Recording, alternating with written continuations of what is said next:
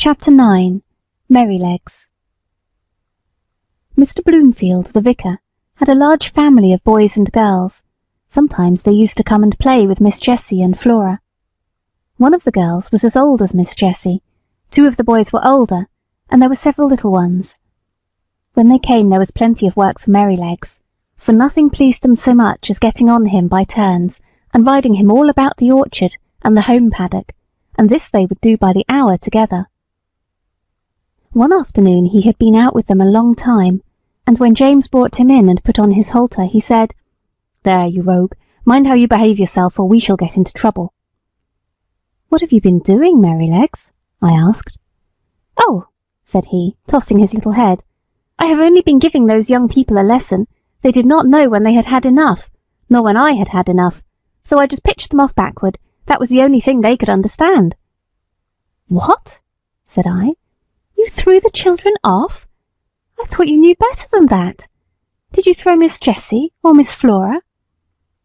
He looked very much offended and said, "Of course not. I would not do such a thing for the best oats that ever came into the stable.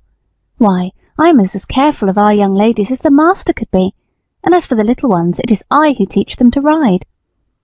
When they seem frightened or a little unsteady on my back, I go as smooth and as quiet as old Pussy when she is after a bird, and when they are all right, I go on again faster, you see, just to use them to it. So don't you trouble yourself preaching to me. I am the best friend and the best riding master those children have. It is not them, it is the boys." "Boys," said he, shaking his mane, "are quite different. They must be broken in as we were broken in when we were colts, and just be taught what's what. The other children had ridden me about for nearly 2 hours, and then the boys thought that it was their turn, and so it was, and I was quite agreeable. They rode me by turns, and I galloped them about, up and down the fields and all about the orchard, for a good hour. They had each cut a great hazel stick for a riding whip, and laid it on a little too hard, but I took it in good part, till at last I thought we had had enough, so I stopped 2 or 3 times by way of a hint.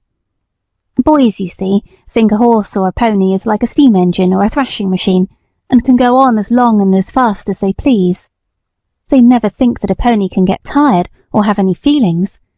So, as the one who was whipping me could not understand, I just rose up on my hind legs and let him slip off behind. That was all. He mounted me again, and I did the same.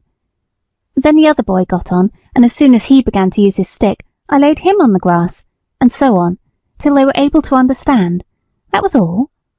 They are not bad boys. They don't wish to be cruel. I like them very well, but you see I had to give them a lesson. When they brought me to James and told him, I think he was very angry to see such big sticks. He said they were only fit for drovers or gypsies, and not for young gentlemen." "Had I been you," said Ginger, "I would have given those boys a good kick, and that would have given them a lesson." "No doubt you would," said Merrylegs, "but then I am not quite such a fool, begging your pardon, as to anger our master or make James ashamed of me. Besides, those children are under my charge when they are riding. I tell you they are entrusted to me. Why, only the other day I heard our master say to Mrs. Bloomfield, 'My dear madam, you need not be anxious about the children. My old Merrylegs will take as much care of them as you or I could. I assure you I would not sell that pony for any money. He is so perfectly good-tempered and trustworthy.